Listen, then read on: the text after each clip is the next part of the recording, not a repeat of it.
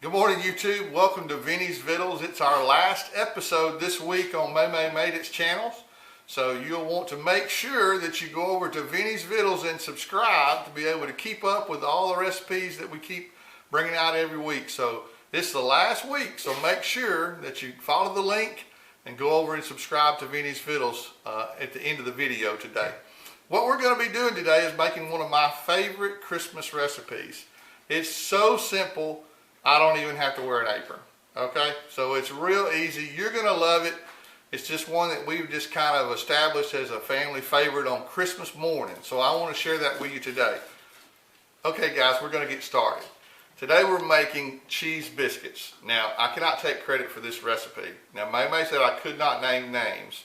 But when I was in college, a girl that I dated from the Atlanta area, her mother made these and shared the recipe with me, and I've just kind of adapted it over the last 25, 30 years for our family. So we're going to share it with you today. Let me show you what all you have to make this come together. Okay, we're going to use a 9x13 baking pan. Then we're going to just got our mixing bowl to put stuff in just for our grated cheese and stuff. We're just going to be using sharp cheddar cheese. Now that's just Walmart brand cheddar cheese, so it doesn't have to be anything fancy. We're going to be using 2 cans of the Grands canned biscuits. Okay, make sure I use the Homestyle. Make sure that you don't use the flaky biscuits because it won't work if you do. Okay, so you got to use the Homestyle biscuits or whatever kind you like, as long as they're not flaky. And you're going to use a little bit of butter just to grease the pan, and that's all you need to make this happen. So let's get started on how we put it together. All right, the first thing that we need to do is take about a heaping tablespoon of butter and plop it in the pan. All right, you're going to preheat your oven to 350. All right, once it's preheated, you're just going to stick this pan in it with the butter and let the butter melt. That's step one. All right, so I'm going to go ahead and do that, and then we'll move to the next step. All right, so we're going to grate up some sharp cheddar cheese. Now, I've tried it with different flavored cheese, and to me, sharp just is the best as far as the flavor for the biscuit. So you're going to want to use the sharp cheese. Now, I got a pound block of sharp cheddar that I'm going to grate up. It may not take all of that to fill up the pan, because you basically just want to make a nice layer on the bottom of the 9x13 pan. So it may take all of it, it may not. After we finish grating it and putting it in the pan, I'll be able to give you a little better idea. But basically, you just want to make sure you got a good thick covering on the bottom of your pan. So let's get started on the grating part. Now you're not going to have to watch me grate this whole block of cheese, because it's kind of like watching paint dry. So when you come back, it'll all be grated. So once your butter is melted, you just want to kind of roll it all the way around the pan to make sure you got a decent little coat. And this is just going to serve as a, something to make sure it don't stick. If you get too much butter, like when you did your whopping tablespoon, if your tablespoon is a little bit bigger than mine and it gets to be too much butter in the bottom of your pan, you want to just pour it off, because you don't want it to just be sopping in butter. Okay, well, I don't know, you might like it that way. But for our purposes, we want it to just, give us a decent coating on the bottom of the pan. Now this and this are the same thing. I just peeled the wrapper off. In the South, we call these whop biscuits. And most people want to know why. Well, if you're from the South, you probably already know, but if you're not, all you do is take that biscuit and there's a seam on it, and you just whop it on the counter. And that opens the package. Not real challenging, huh? All right, so we're just going to pour them out. Now this part takes some very delicate and fancy knife work. Okay, so if you're not experienced with a knife, you want to be careful here. But basically, you're just going to quarter it. See how difficult that is? Now, if you're not careful, that'll get away from you. You're so delicate with that knife work. It's so sensitive that you just have to be real careful, because a knife will get you. This is my favorite part to do. I love to quarter those biscuits. Why is that? Because I like to use a knife? Now that's the most challenging part of the whole recipe, is the knife work. All right, so we're going to open up the second can. Oh, that one whopped on you. I didn't even have to whop that one. It just whopped for me. How about that? We're going to dump them out. sometimes the can be challenging. No, I'm just kidding. Nothing to it. All right. Unless you're Karen. Well, that's true. Tell that story. My mother-in-law, or one of my mother-in-laws, I should say, is a little bit nervous about wok biscuits. She's always afraid the can's going to explode on her, kind of like that one did on me. But, again, back to the delicate knife work. Y'all watch that part close. I don't want you to cut your finger off making these biscuits. Everybody saw that, right? You watch it close. I don't want you to. Now you're just making me feel stupid because now you're like making fun of me and my knife cuts. Too. All right, so now that's 2 cans of Grand Biscuits that are Homestyle biscuits, quartered. Now, the next step is just going to be to take the pan and our grated cheese, and we're just going to dump it in the pan. You're so delicate with your work. Well, I'm a man, and men don't do things delicately. I know. I clean this kitchen after you each week. Don't know how to react to that. Yes, you do. Thank you, May May. Thank you. You guys can tell it's getting close to Christmas and we're a little giddy. We're having way too much fun in the kitchen today. Well, and it could just be that we're exhausted since we were out shopping past midnight last night. Because some of us, me being on the road for 3 weeks, kind of hindered our preparation for the Christmas season when it comes to presents and visiting with Santa and making sure he knew exactly what the boys wanted. All right, that's a pretty good coating. I would say that's about... That's a little more than half of that block. A little more than half of that block. Can you show how much is left in the bowl?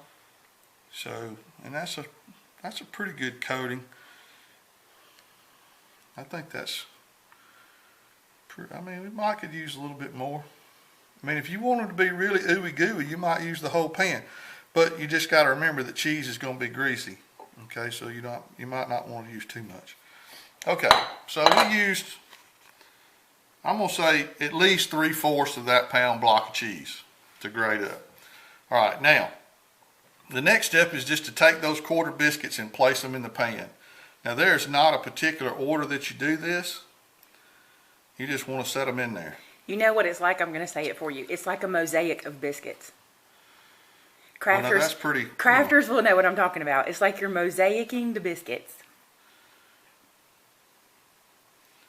Did I throw you for a loop? No, I got you. Kind of like Picasso. How about that? No, it's not like Picasso. It's pretty good, though. It's like laying tile. It's your creative effort to shape your biscuits in every which direction you want them to go. And it may not take all of the biscuits, but it'll be close. And you want to leave just a little bit of space because they're going to swell up, you know, when you cook them. So this is where I get anxious because I cannot wait. They are so good. Even if you did learn it from a girlfriend in college. Well, I mean, you know, it's worth it. You know, when you come into a marriage, you bring your family secrets and recipes and stuff. And even though most of yours included McDonald's and shut up stuff like that. You're so rude. Oh, that's pretty good. We had some good recipes. Yeah.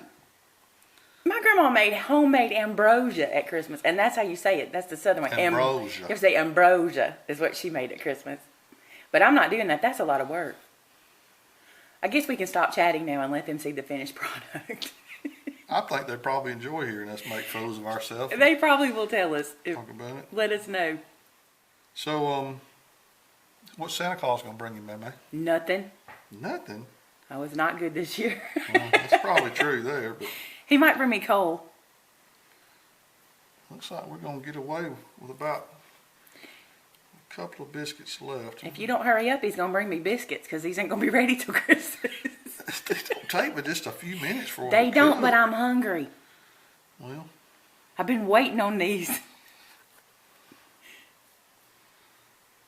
Last two. Yeah. Yep.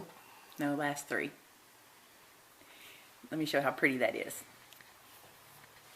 So pretty. Okay, so it looks like I had about 2.5 of those 16 biscuits left, because they come 8 to a can. So, you know, you might could get away with an 8-pack and a 5-pack and probably just about do the same thing. But that's all there is to it. Now we're going to put this in the oven and bake them just like the directions say for making wok biscuits. It says place in the oven on 350 for 13 to 17 minutes. So we'll start out with 15 minutes and see how they look. Okay, YouTube, we have brought them out of the oven. They are nice and golden brown just like we like them.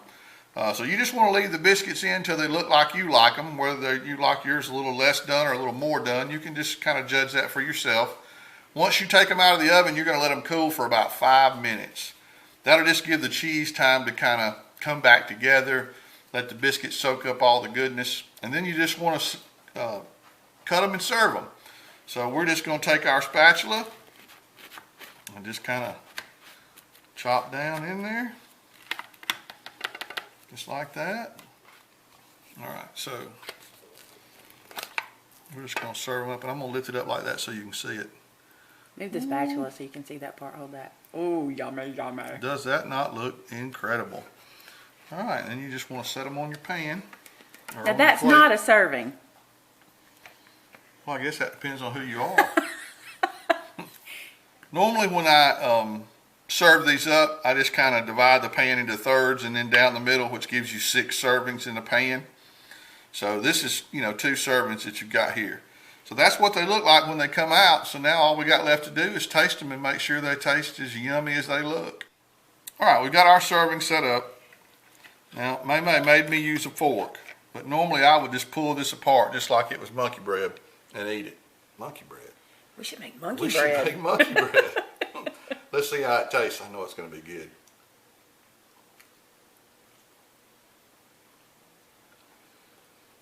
It's good stuff, just like I knew.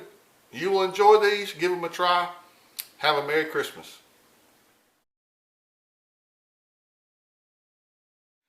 And then you can just cut them and serve them. Okay, so we're just going to use a regular spatula.